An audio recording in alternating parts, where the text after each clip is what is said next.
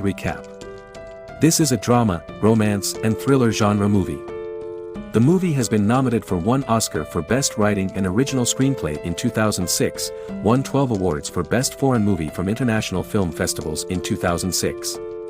Also, it has been nominated for 32 other awards. The film has rating 7.6 from IMDb. The name of the movie is Match Point and release year is 2005. I hope you enjoy it. And as quick reminder, this video contains spoilers. Chris Wilton, Jonathan Rhys-Meyers, could have been a professional tennis player if he had put in the effort necessary to become one. He gets by as a tennis instructor at an exclusive London club, where he gets to rub elbows with the city's well-to-do.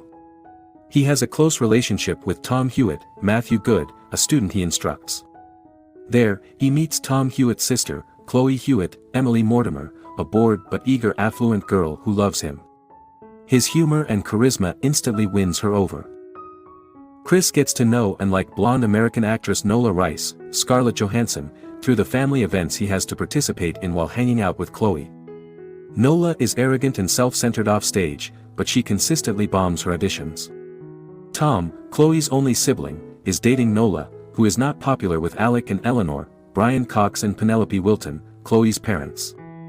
Nola is aware of this, but she also understands that the Hewett family are fond of Chris since they believe he is a safe alternative after Chloe nearly ran away with a young squatter.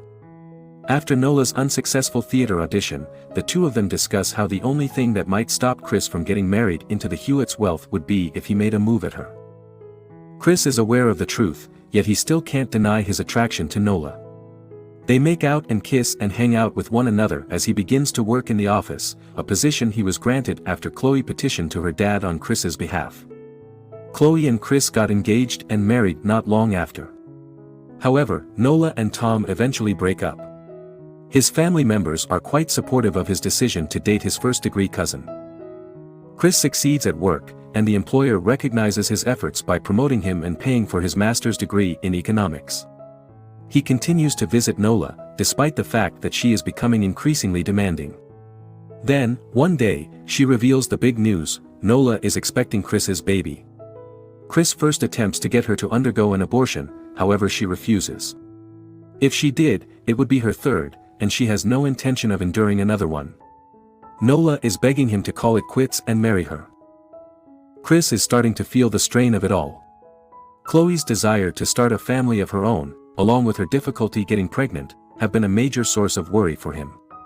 He was dishonest because he was finding it increasingly taxing to engage in sex only at particular times of the day. Chris had finally made up his mind to put an end to Nola's harassment after she followed him across London. He plots the entire thing, from breaking into her apartment with a hunting shotgun to trying to pass off the murder as a robbery.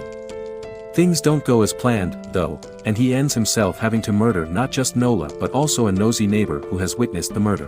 Progress in the probe is sluggish. Detective Banner, James Nesbitt, and Inspector Dowd, Ewan Bremner, discover Chris's identity in Nola's contacts book and, thanks to her journals, learn that Nola and Chris were lovers, but no one at home suspected him of wrongdoing.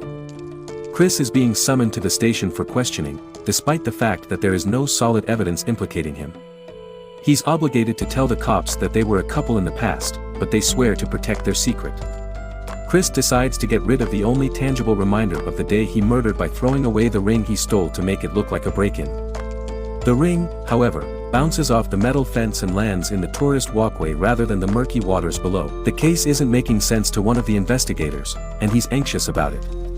In a dream, he has a conversation with Nola and the nosy neighbor in which they both blame Chris. When he goes to share this hypothesis with his co-workers, he learns that the ring has suddenly emerged after it was found at the scene of a drug addict's murder. Chris's life will be spared because to this information, which demonstrates that the killings were actually an attempted break-in by another person that went horribly wrong.